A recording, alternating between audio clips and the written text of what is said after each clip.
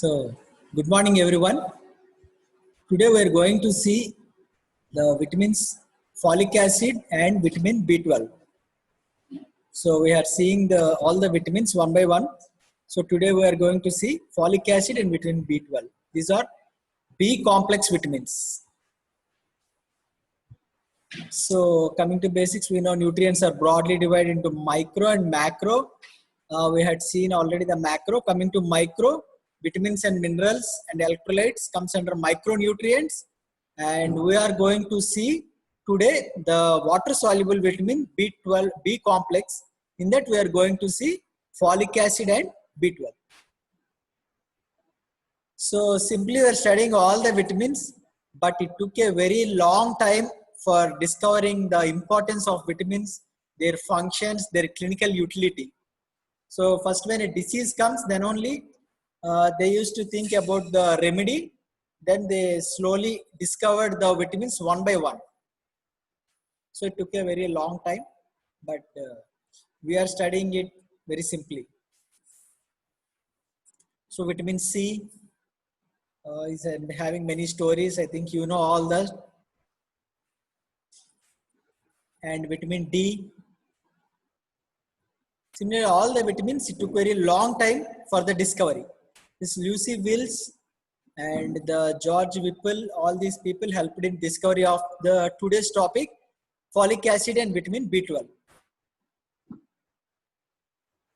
So coming to our topic, vitamins are organic substances that are required in small amounts in diet for optimum health and growth.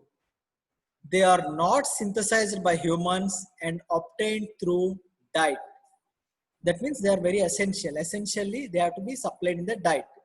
We know there are essential and non-essential amino acids. We know essential amino acids, they have to be essentially supplied in the diet because they are not synthesized in the body.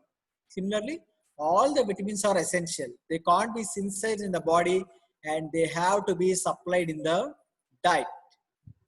So where are these vitamins present? In all the vegetables and fruits, different vitamins are present. Okay, so that's why we have to take all the vegetables and vitamins to get the proper nutrients of vitamins. So folic acid. So this is a water soluble vitamin, a B complex vitamin.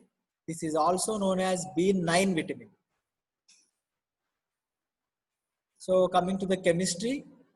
So we have to remember the important group that is present in the chemistry, the important part or the important group present in the chemistry structure we have to remember, because we can't draw all the structure, we can't remember all the structures, but you have to remember what is the important group or what is the important part present in the structure of that particular vitamin. So in case of folic acid, it is a water soluble conjugate of pyridine base, the p-amino benzoic acid and glutamic acid. So these are the important parts present in the chemistry of folic acid, in the chemical structure of the folic acid. So here you can see the pyridine ring. This is the pyridine ring. So this part is pyridine ring. And this is the para-amino benzoic acid. And this is the glutamic acid. That means glutamate. Okay, so this is about the structure of folic acid. And coming to absorption, transport, storage, most of the vitamins are absorbed in the small intestine, either in jejunum or ileum or duodenum, and they are mostly stored in the liver, commonly, most of the vitamins. So this folic acid is taken in the diet as polyglutamate. And the active form of the folic acid is tetrahydrofolate, THF, which acts as coenzyme. And the storage form of folic acid is N5-methyl THF. Okay, N5-methyl is added to the THF, which is stored, which is storage form of folic acid, which is stored in the liver. And this is activated by vitamin B12. So that's why generally folic acid and B12 are combinedly considered because they are interdependent. Okay? B12 helps in the functioning of the folic acid. So coming to the RDA and dietary sources. So recommended daily allowance, the RDA, that is 200 milligrams per day in adults and 300 to 400 micrograms per day during pregnancy. So coming to the sources, green leafy vegetables, cereals, fruits, egg and dairy products. So all these are the good sources of folic acid. Coming to the biochemical functions. So functions of vitamin B9 or folic acid depends mainly on the one carbon transfer. So one carbon transfer is nothing but transfer of one carbon containing groups from one biochemical substance to other biochemical substance. So this is for performing different functions. So this transfer of one carbon unit from one biochemical substance to the another biochemical substance is mediated by folic acid, and most of the functions of folic acid depends on this transfer of one carbon group. Okay, that means the groups which contain only one carbon are transferred, which is assisted by the folic acid. So generally the one carbon units are methyl, methylene, formyl or formimino groups.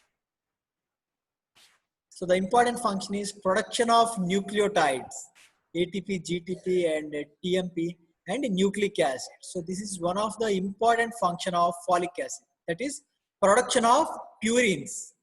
Okay, purines and the derivatives of the purines, which helps in the synthesis of RNA and DNA. So mostly in any cell division, when any cell division occurs, there should be production of RNA and DNA, and there is normal turnover of RNA or DNA. So in that case also new DNA and RNA should be produced. So in all these cases, folic acid helps in the production of purines, which in turn helps in the production of RNA and DNA, which is very necessary for the cell division and survival of the cell. Okay, so that is one of the important function of folic acid. The next is production of RBC. So production of RBC requires maturation of RBC, and it requires also the DNA. DNA is also required for production and maturation of RBC. So that's why folic acid helps in production of RBC. And protein metabolism. So due to the protein metabolism requires some interconversion of the amino acids. So this interconversion of amino acids is assisted or is occurs in the presence of folic acid, which helps in different protein metabolism. And proper formation of brain, spinal cord and nerve cells. So this is also an important function of folic acid. Okay, for the proper formation of the central nervous system, that is brain, spinal cord and nerve cells from fetus stage, from the developmental stage, requires folic acid. So there are many functions, but these are the important functions of folic acid: the production of nucleotides, production of RBC, protein metabolism and proper formation of central nervous system. Coming to the individual functions, the production of nucleotides and nucleic acids is very important function, because RNA and DNA are essential for growth and cell division. So in any cell turnover, the cell will die and new cell have to be formed, and in any injury also the cell division is required for the regeneration of any tissue. So for all these, the DNA and RNA are also required. For further synthesis of this DNA and RNA, the folic acid is very necessary. So cells which rapidly having turnover and replaced, such as the blood cells and cell linings of digestive tract, are particularly dependent on this folic acid. That is, the active form is tetrahydrofolate, THF. So folate metabolism, we know folic acid is converted to dihydrofolate, tetrahydrofolate and 5,10-methylene and finally 5-methyl folate, that is THF, which is nothing but active form of the folic acid. So here you can see the methylation. By methylation and remethylation, this RNA and DNA are formed. By this methylation and demethylation, which occurs in the presence of folic acid, that is the transfer of one carbon unit, the synthesis of RNA and DNA occurs. Okay, that means by the conversion of SAM to SAH and homocysteine, and homocysteine to methionine, the conversion of homocysteine to methionine is very important for the synthesis of the nucleotides. And coming to the production of RBC, we know RBC maturation also requires the DNA, which is the synthesis of which occurs in the presence of folic acid. And the formation of RBC also requires heme. So this heme is synthesized. If you recollect the synthesis of heme, the heme is synthesized by the substrate succinyl-CoA and glycine. So finally the heme is formed and many intermediates are formed. So for this also folic acid is required. And apart from that, formation of WBC and platelets also requires the DNA. So for the formation of DNA, again folic acid is required. So folic acid is required for the production of RBC, for the production of WBC, and also platelets. Okay, and also RBC production requires heme synthesis. So this heme synthesis is also occurs in the presence of folic acid. Okay, so this is the important function of folic acid. Coming to protein metabolism, the interconversions of amino acids is required for different protein metabolism. So the amino acids like glycine, serine, and methionine, they are interconvertible. So then only they can help in different protein metabolism and help in the synthesis of structural and functional proteins due to interconversion of the amino acids. And this interconversion of amino acids occurs with the help of vitamin B9 or folic acid. Okay? Mainly this includes the one carbon transfer. The interconversion of glycine, serine, and methionine includes the one carbon transfer of one carbon units. And we know the important function on which all the functions of folic acid depends is transfer of the one carbon unit. That is the main property of the folic acid, the main function of the folic acid, by which it is helping in all other functions. Okay, interconversion, the transfer of methyl group, due to which the interconversion of amino acid occurs. Due to this, the new proteins are formed due to protein metabolism, which helps in the synthesis and function of different other proteins.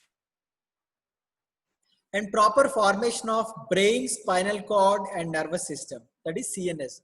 So the central nervous system formation right from the embryo, the development of the central nervous system requires the folic acid. That is the closure of neural tube in the fetus, which occurs on the 28th day of pregnancy. This folic acid is required. So that's why folic acid is given during the pregnancy. Okay? In the antenatal period only, the folic acid is given. So this is the fusion of neural tube, which occurs on the 28th day. If there is any defect in the fusion of the neural tube, then it leads to different anomalies. Okay, so different anomalies like anencephaly, spina bifida, all these occurs if there is defect in the development of the CNS. Okay, if there is any deficiency of folic acid, then it leads to these defects. So this is spina bifida and anencephaly.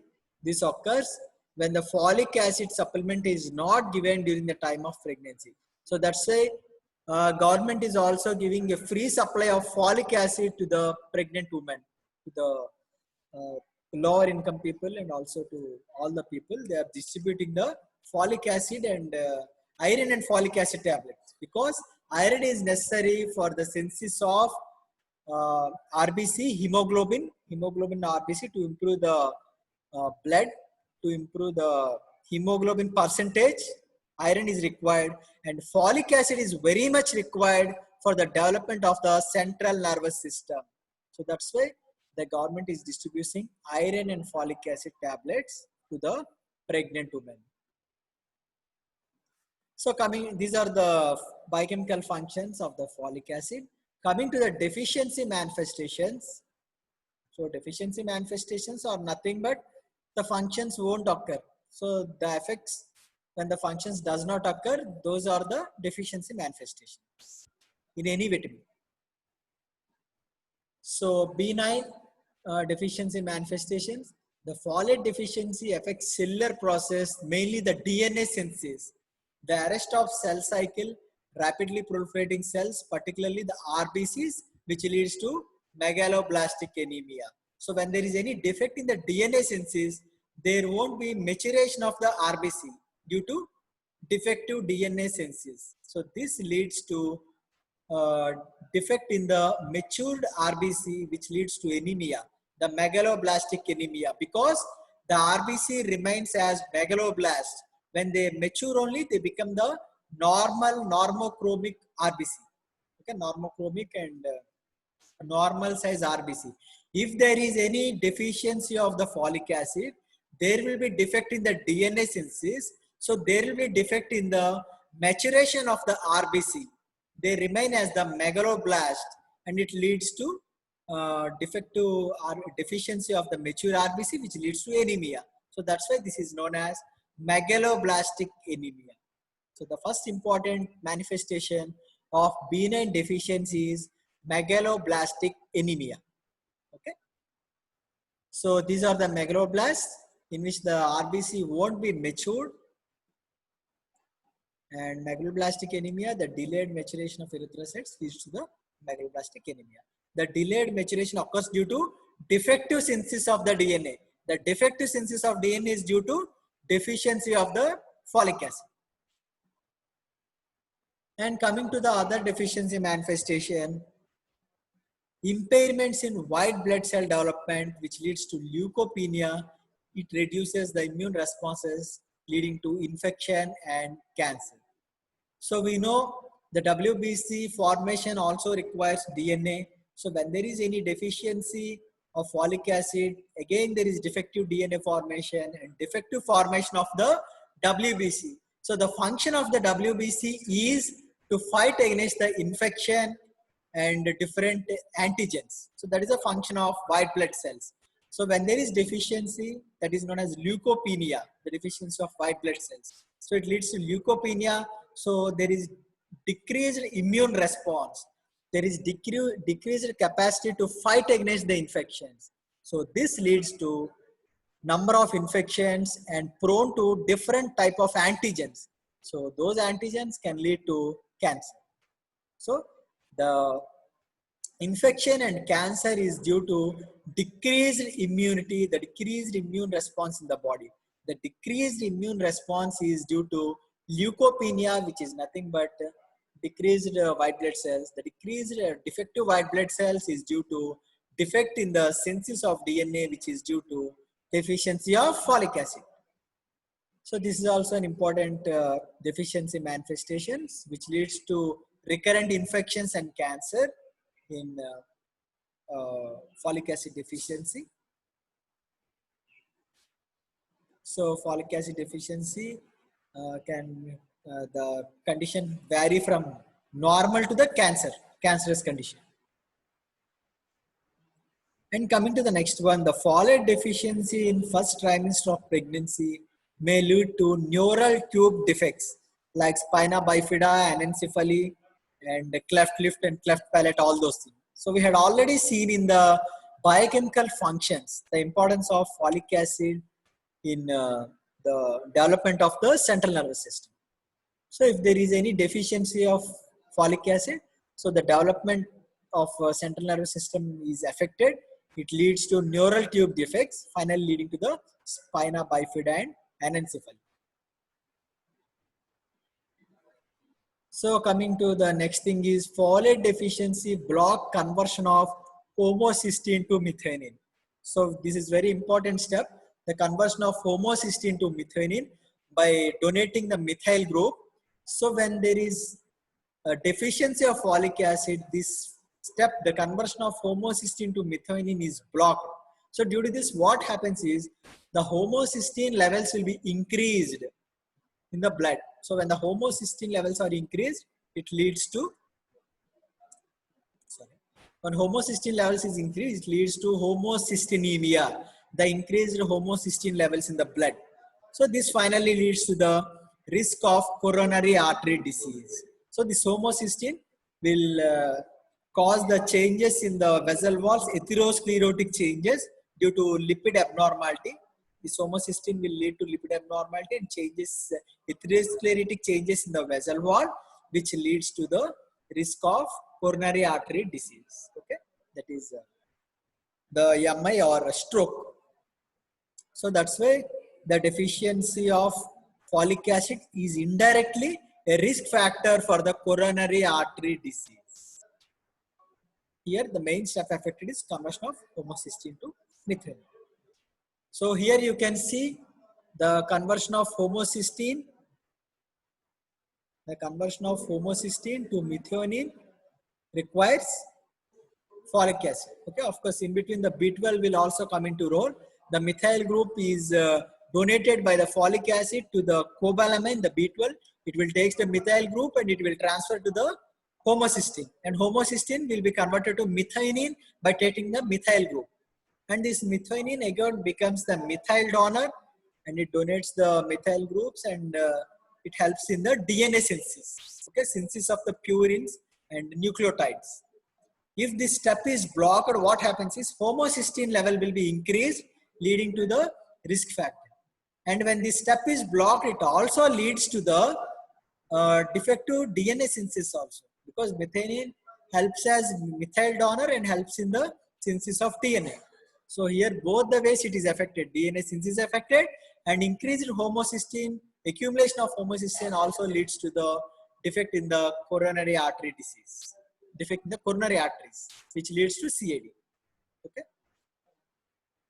So due to atherosclerotic changes in the vessel wall, due to lipid defects, it leads to EMI, that is CAD, coronary artery diseases.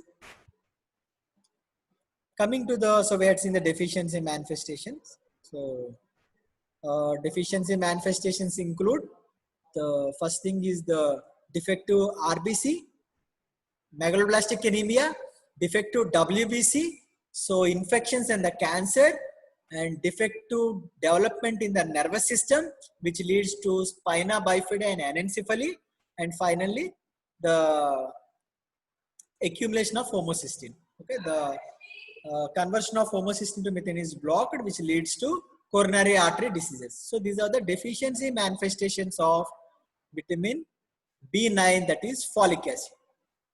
And coming to the test for folic acid, that is FIGLU. So FIGLU is nothing but formiminoglutamate. So if we see the metabolism of histidine, in the normal metabolism of histidine, so here you can see the normal metabolism of histidine, in which the histidine is converted to FIGLU in different steps by the formation of different intermediates. So the final step is FIGLU is formed, and this FIGLU is converted to glutamate. FIGLU is nothing but formiminoglutamate. So in the presence of folic acid, this folic acid takes the formimino group and glutamate is formed. So this is the last step in the metabolism of amino acid histidine. So we will use this step, the last step, for estimation of folic acid. So when we estimate the folic acid in urine, if they are in normal range, that means the folic acid is in normal amount and the histidine metabolism is normal. FIGLU is converted to glutamate. If the FIGLU levels are increased in the urine, what it indicates is the deficiency of folic acid, because when there is deficiency of folic acid only, the FIGLU can't be converted to glutamate, and which leads to accumulation of the FIGLU, by which the FIGLU is excreted in the urine. So that's why we will use the FIGLU excretion test to determine the presence of folic acid, if there is any deficiency of the folic acid. Okay. In case of deficiency of folic acid, we will see large amount of FIGLU in the urine. If the folic acid is normal, then there won't be excess amounts of FIGLU in the urine. So this is a confirmatory test to check the deficiency of the folic acid. Okay. If the person will get any symptoms, if we suspect some folic acid deficiency, if the person is getting some neurological defects, we may suspect some folic acid deficiency. So in such case, we'll send the person for the FIGLU test. The histidine will be given to the patient and FIGLU is estimated in the urine. Okay. So this is the indirect estimation of the folic acid levels in the body. Because estimation of folic acid is a very difficult thing and it takes, it's a very costly thing. So that's why FIGLU excretion test is an easy thing, which is initially done when we suspect any folic acid deficiency in the patient. So coming to the folate antagonists which act against the folic acid, the sulfonamides, trimethoprim, the pyrimethamine and this methotrexate. So all these are antagonists for the folate, that is folic acid. So that's why while taking these drugs, we have to be a little bit careful, or we have to give the excess supplement of the folic acid if the person is using these drugs, because they are folate antagonists. So when these drugs are taken, they may interact with the folic acid and it may lead to deficiency of folic acid, which may lead to the defective DNA synthesis and defective CNS development, all those things. So that's why antagonists should be kept in mind while giving the medication to the patients. Coming to the clinical uses of the folic acid. So prophylaxis from birth defects. So after getting the birth defects, it's no use of giving folic acid. It should be prophylactically given before the defect comes. While in the stage of CNS development only, the folic acid should be given. So supplemental folate, that is 400 micrograms per day before conception and during early pregnancy, reduce the risk of birth defects. Okay, particularly the neural tube defects, the cleft palate, spina bifida, anencephaly, all these will be reduced when the folic acid supplementation is given right before conception and during the early pregnancy. As early as the patient approaches to us, we'll give the folic acid supplementation. That is 400 micrograms per day. And atherosclerosis, we know the folic acid supplementation will reduce the atherosclerosis, the risk of atherosclerosis, by helping in the conversion of homocysteine to the methionine. Because if it is homocysteine to methionine is not converted, homocysteine accumulates, which leads to lipid abnormality, atherosclerotic changes, and finally CAD. So that's why when the folic acid is supplemented, the folic acid along with the B12 detoxifies the homocysteine, that is converts the homocysteine to methionine by supplying the methyl group. So that's why it helps in the atherosclerosis. Okay, supplementation of folic acid. So that's why while assessing the cardiovascular diseases, homocysteine is also measured. The homocysteine levels are measured while assessing the cardiovascular risk in any person. So that's why that homocysteine is detoxified by this folic acid. So that's why this is given in the clinically it is used in the patients having atherosclerotic changes. And we know folic acid helps in the synthesis of WBC, which fights against the infections. So that's why folic acid is given to enhance the immunity in case of infections. In any infected person, the folic acid supplements are also given. So these are the commonly used folic acid supplements in clinical practice. So depending upon the requirement of the person, we'll give the dosage. 1-carbon metabolism. So 1-carbon metabolism is a topic related especially to the folic acid only, because 1-carbon metabolism is nothing but transfer of the 1-carbon unit from one biochemical substance to the another biochemical substance for the formation of new substance. So this new biochemical substance helps in different functions for performing different functions. So for performing those functions, the transfer of this one carbon unit is very much required. Okay, so this is helped by the folic acid. So in one carbon metabolism, we have to remember what are the one carbon units and what are the donors of this one carbon units and what are the acceptors of this one carbon units and what is the function related to the transfer of this one carbon unit. So all these aspects we have to see in the one carbon metabolism. And remember, the one carbon metabolism is mainly concerned with the folic acid. Okay, especially folic acid, because folic acid helps in transfer of the one carbon groups. Due to this only, all the biochemical functions of the folic acids are depending on the one carbon transfer only. So the one carbon groups donate carbon atom for synthesis of different compounds in the body, which perform different functions. The one carbon groups form one carbon pool of the body. So this is nothing but different one carbon units form the pool and they will be transferred from one substance to another substance for performing different functions.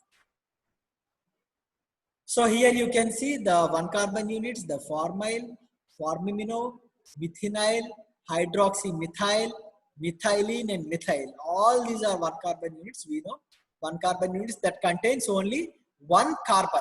So all these are one carbon units and all the one carbon units are transferred by different different types of folic acid. Okay. So here you can see the one carbon donors, the formate, the tryptophan, histidine, choline, serine, glycine, all these are the one carbon donors. And here you can see the one carbon units which are being transferred, and this is the utilization of the, in the last column you can see the utilization of the one carbon unit. So the one carbon, that is formyl from formate and tryptophan, is utilized for C2, that is second carbon in the synthesis of the purine ring. So if you remember the purine ring, the synthesis of what are the donors of carbon and nitrogen in purine ring that you had seen in the purine metabolism. So the second carbon C2 is comes from the one carbon unit, that is formyl, which is donated by the formate and tryptophan. And also this formyl group is used for synthesis of formyl methionine RNA. Okay, so for the synthesis of C2 second carbon in purine and also for the synthesis of RNA, this formyl will be utilized. Similarly, the formimino, which is we had seen in the metabolism of histidine, formimino is intermediate formed during the conversion of histidine to glutamate. So this formimino, the one carbon unit which is donated by the histidine, is converted to methinyl, and this methinyl is helpful uh, in the synthesis of C8, the eighth carbon in the purine. Okay, if you remember the purine ring, what are the, there is a question, what are the donors for the synthesis of carbon and nitrogen in the purine ring? So the second carbon is by formate or tryptophan, and the eighth carbon is by histidine. Okay, because histidine is donating formimino for the synthesis of eighth carbon in the purine.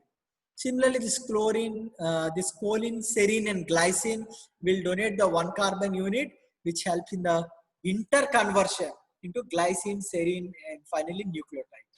Okay, and these one carbon are again converted to methyl, which are helpful in the synthesis of transmethylation reactions, conversion of serine to choline, and synthesis of creatine and synthesis of epinephrine. So here you have to remember what are the one carbon units, what are the donors of the one carbon units, and what is the utilization of the one carbon unit. What is the final function that is being performed by this one carbon unit. So all these things you have to remember while discussing about the one carbon metabolism. And interconversion of the amino acids depend also due to this one carbon metabolism. Okay, so this is concerned with the folic acid. One carbon metabolism is concerned with the folic acid. Folate trap. So folate trap is nothing but trapping of the folic acid. So folic acid will function along with the B12. We know vitamin B12, the cobalamin will activate the folic acid to the active form of the folic acid. If the folic acid is present in the body and due to deficiency and there is deficiency of vitamin B12, then the folic acid can't be converted to active form and the folic acid remains in the body but it can't be functioned. So this is known as folate trap. The folic acid will be trapped due to absence of the vitamin B12. So this is folate trap. So here you can see the folic acid is converted to dihydrofolate, tetrahydrofolate, and this 5,10 methylene folate and 5-methyl tetrahydrofolate, and finally the tetrahydrofolate is recycled. This happens in the presence of vitamin B12, which helps in the activation of the folic acid to the tetrahydrofolate. So if there is any deficiency of the B12, then if there is folic acid is present also, so 5-methyl tetrahydrofolate will be accumulated.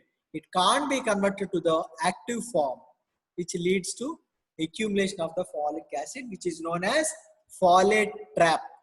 Okay, so that's why generally folic acid is given along with the B12. If there is any deficiency of folic acid, it is given along with the B12. Because if the B12 deficiency is there, it leads to deficiency of the relative deficiency of folic acid. So this finishes the folic acid. So folic acid, we had seen the chemistry of the folic acid. We had seen the biochemical functions of the folic acid, which depends on the one carbon metabolism, one carbon transfer. And we had seen the deficiency manifestations of the folic acid. And we had seen the clinical uses of the folic acid. Now coming to the vitamin B12, which is known as cobalamin, which functions along with the folic acid. So this is also known as cobalamin. It is essential vitamin which cannot be synthesized by humans. And the main thing that is concerned with vitamin B12 is it is having neurological function and helps in the formation of blood cells. And deficiency is common because of wide range of causes.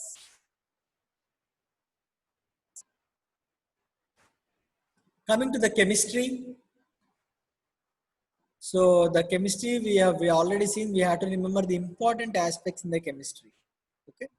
So this includes the Corin ring part and the bench imidazole part and ribose 3-phosphate part. So these are the important parts which are present in the structure of the vitamin B12 cobalamin.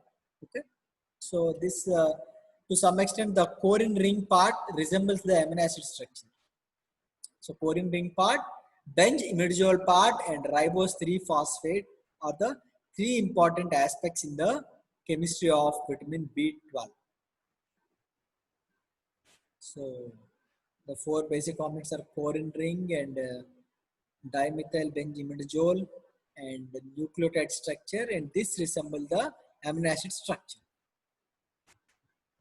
So four pyrrole rings, the Corin, and pyrrole rings of the Corin contain methyl acetamide and propionamide, and four nitrogens of four pyrrole rings bonded to central cobalt, so which is generally cobalt, which is known as cobamide.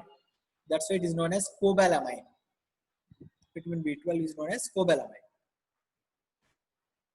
And different depending upon the group present in that, the cobalamine, if it contains cyanide, it is cyanocobalamin, hydroxyl, hydroxycobalamin, water, aquacobalamin, nitrate, nitrocobalamin, methyl, methylcobalamin, and deoxyadenosine, deoxyadenosine cobalamin. So these are the different groups attached to the cobalamin. So depending upon the group, it is named. And the most common is the methylcobalamin. Okay. So this methylcobalamin is formed in the intestinal cell during the absorption. So coming to the absorption, transport and storage. So absorption of vitamin B12 is very important because when it is taken in the food, it is attached to different proteins. So these proteins are released in the stomach due to action of the HCl. After that, the stomach lining, the parietal cells of the stomach will produce a intrinsic factor. So this intrinsic factor binds with the B12 and it forms B12 intrinsic factor complex. And this B12 intrinsic factor complex will goes to the intestine, the duodenum, jejunum, and ileum. And finally, in this ileum, this B12 enters the mucosal cells. So inside the mucosal cells, it becomes methylcobalamin. And from the mucosal cell, it goes out into the bloodstream. Okay.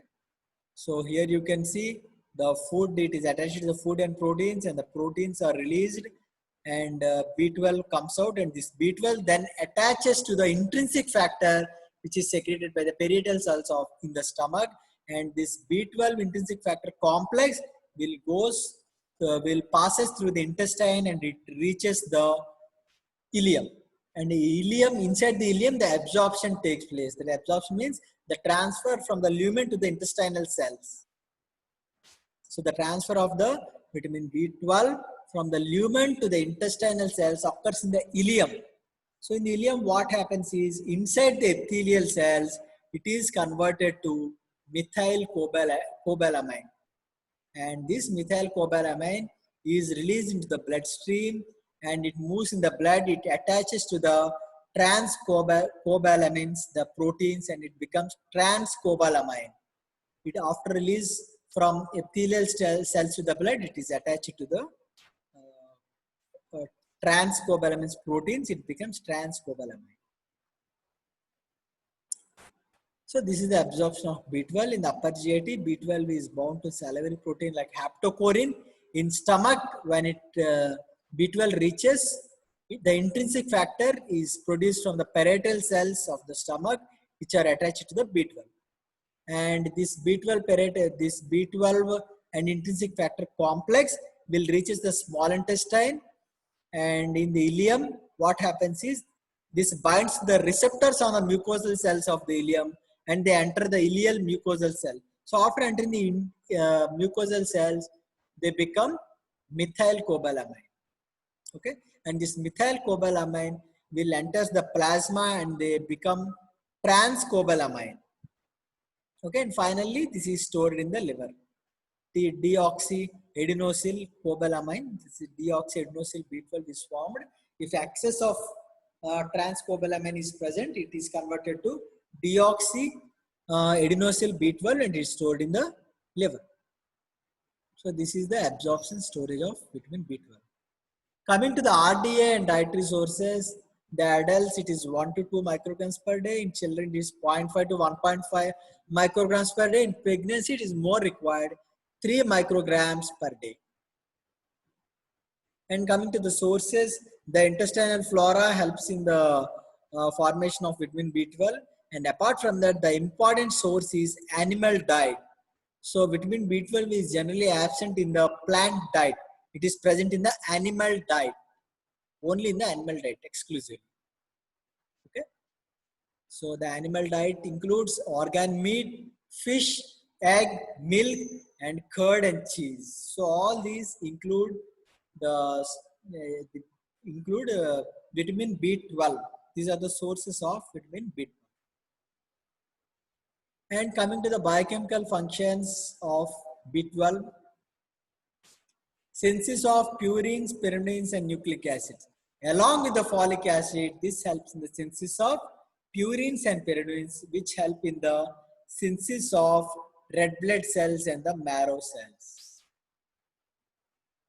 Okay, so here we know the important step is the conversion of homocysteine to the methionine, which helps in methyl donation and helps in the synthesis of nucleotides.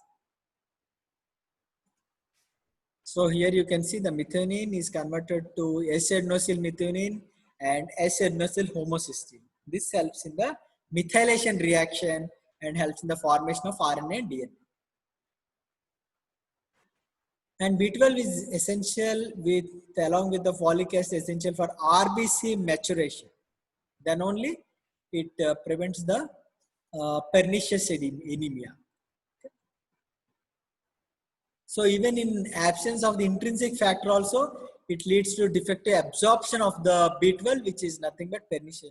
Pernicious anemia is nothing but anemia only, megaloblastic, it's like megaloblastic anemia.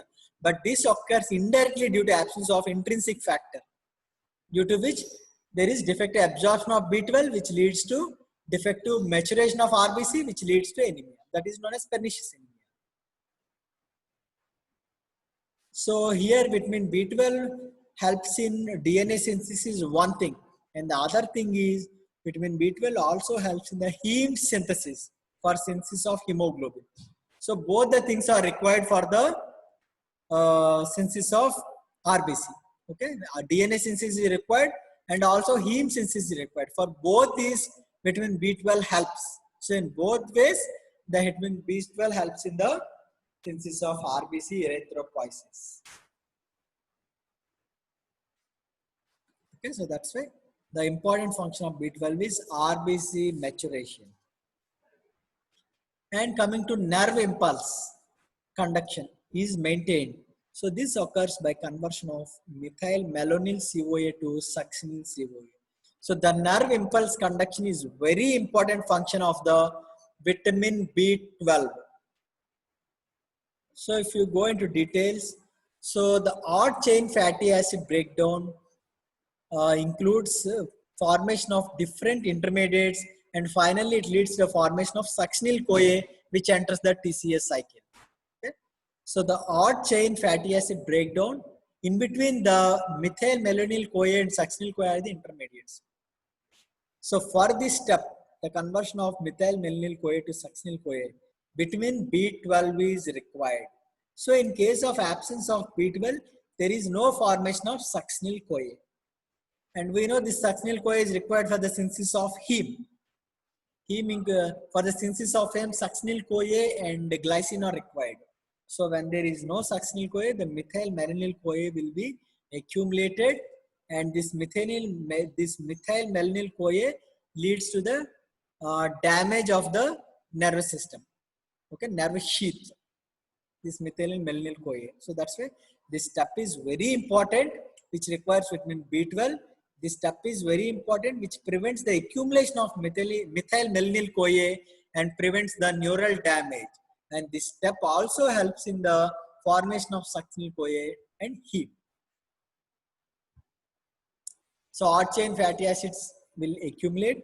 When methylmalonyl CoA is accumulated, odd chain fatty acids will be accumulated, and they will be incorporated in the sphingolipids, which is a component of myelin sheath, and myelin sheath will get damaged, and due to which the nerve impulses are blocked. So that's why this step is very important.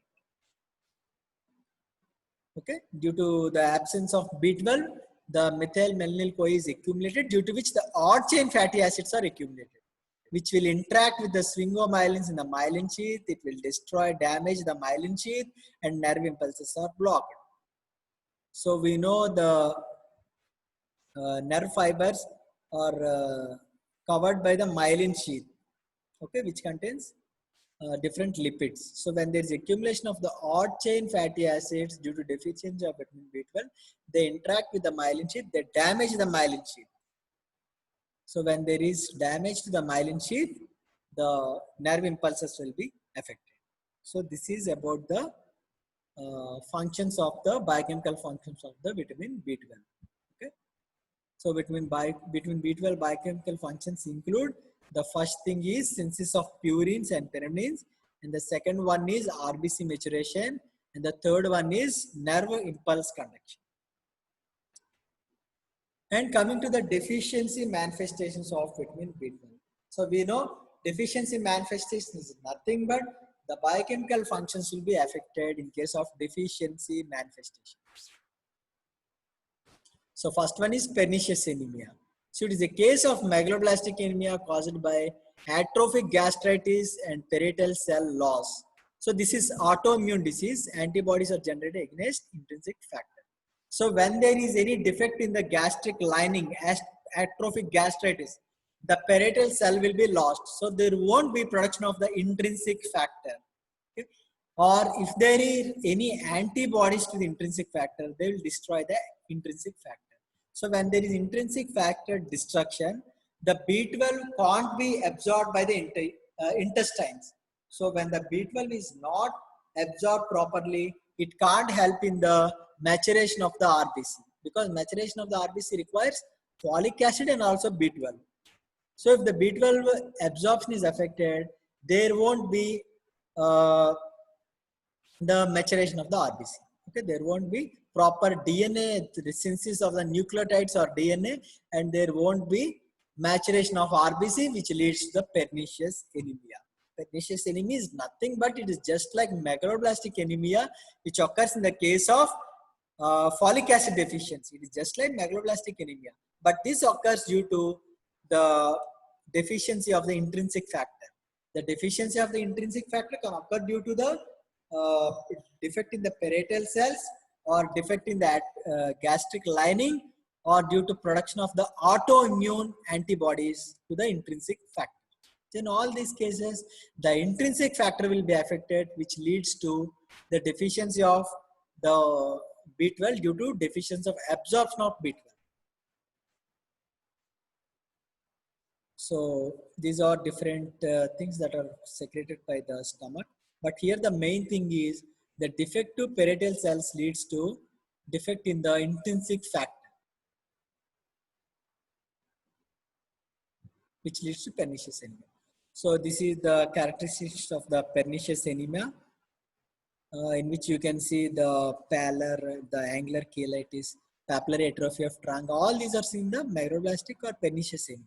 But the main thing is megaloblastic anemia is directly due to the deficiency of folic acid, and pernicious anemia is due to deficiency of vitamin B12 due to defect in the intrinsic factor. That is the main thing that you have to remember. So coming to the second one, neurological changes, the demyelination and neuronal degeneration. This occurs in case of vitamin B12 deficiency, which leads to numbness and tingling in the hands and feet. Okay, due to demyelination or damage to the myelin sheath. So here you can see the healthy myelin and affected myelin sheath. Okay, in affected myelin sheath, in the damaged myelin sheath, you can see the, here you can see the exposed nerve fibers. Okay, in the defective myelin sheath.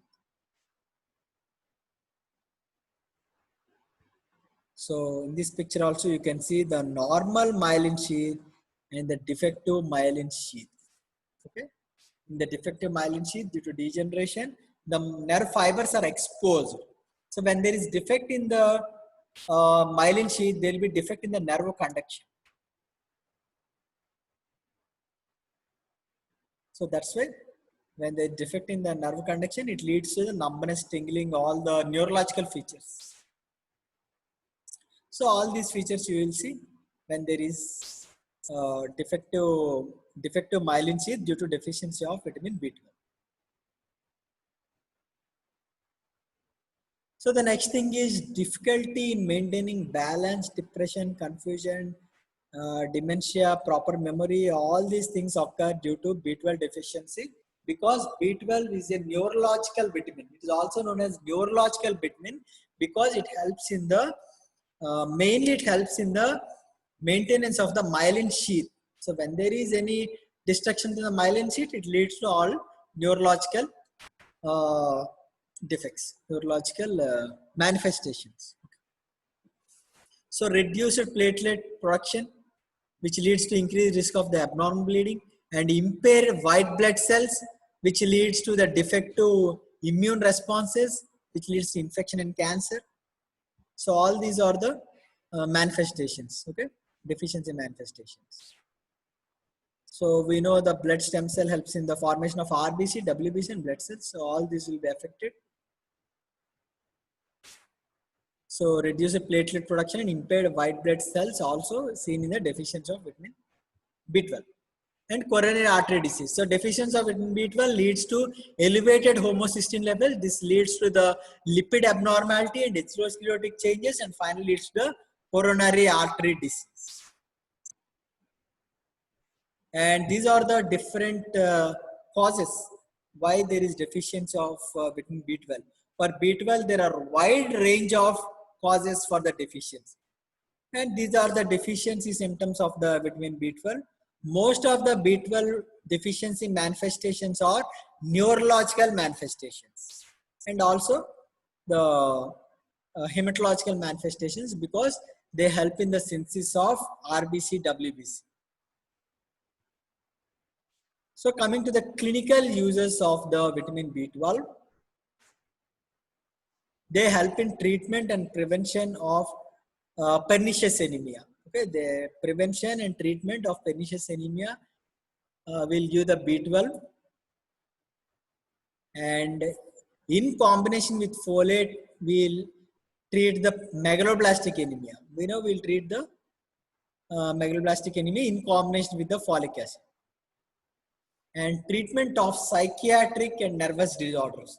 We know because of defective myelin sheath only we are getting all these psychiatric and nervous disorders. So that's why we will give the vitamin B12 in case of any neurological disorders. So in the psychiatric disorders, in aged person, generally the B12 is given, methylcobalamin supplementation is given for improving the myelin sheath formation. And it helps to maintain the antioxidant status by maintaining glutathione in reduced form. So the B12 also helps in maintaining the glutathione in reduced form, and this glutathione helps in antioxidant function, antioxidation function. Okay, so that's it, helps in maintaining the antioxidant status. So these are the clinical utilization of vitamin B12. So these are the commonly used B12 supplements in the market. Generally, B12 is given along with the folic acid because we know folic acid activation requires vitamin B12. Okay, folic acid, the inactive form of folic acid is converted to active form with the help of vitamin B12. So that's why generally folic acid and B12 supplements are combinedly given. And moreover, the folic acid and B12 combinedly act for the synthesis of nucleotides, purine nucleotides, RNA, DNA. For all these, the folic acid and B12 combinedly act. They act as methyl donors. Okay, they will help in the methyl transfer from one methyl carbon donor for performing the one carbon function, one carbon unit function. Okay, utilization of the one carbon unit. So for this, the vitamin B12 and folic acid will be helped. Okay, that's why generally folic acid and vitamin B12 are combinedly given, and generally they are combinedly studied also. And folate trap is also due to vitamin B12 deficiency. Generally, when folate deficiency is seen, we will suspect some B12 deficiency also. Okay, that's why we will ask the patient whether he is vegetarian or non-vegetarian, because non-vegetarian diet only contains the vitamin B12. So thank you. This finishes our class. We had seen the folic acid and vitamin B12. Okay. So thank you and all the best.